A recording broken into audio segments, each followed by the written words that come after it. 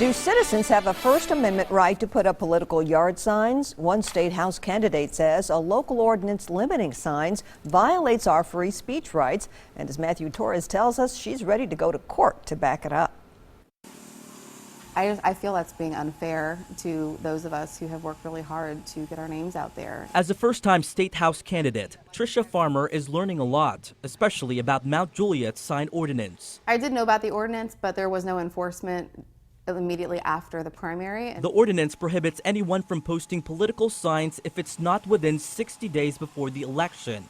Last week, code enforcers removed some of her signs, but Farmer continues to plant them anyway. People have the right to have their signs up to express how they feel and how they believe, and it shouldn't be up to the city to tell them when they shouldn't have it up. Farmer says the ordinance infringes on her First Amendment right, citing a few Supreme Court cases. And I feel like it's important that people understand and they can see who all the choices are. She's now working with an attorney to possibly file a lawsuit, urging city officials to drop the ordinance. I don't want to charge the city money. I don't want the tax dollars that I pay, my own property tax, to go to fight against my rights of free speech. I would love to have this not get to that point. We're definitely here to listen and be open-minded, but the ordinance is written and it's been vetted, and so we're going to continue to enforce it. City Attorney Kenny Martin says the rule is constitutional. He says it's in place to restrict sizes and avoid hazardous clutter. And we know there's differing opinions, and we respect that, but we go by the laws that are written by our lawmakers here in Mount Juliet. However, he admits they only remove signs if they receive a complaint.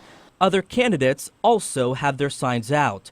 Farmer believes it should be an even playing field to a world she's learning more about. I feel like our city has a lot better things they can do with our tax dollars than pulling up political signs.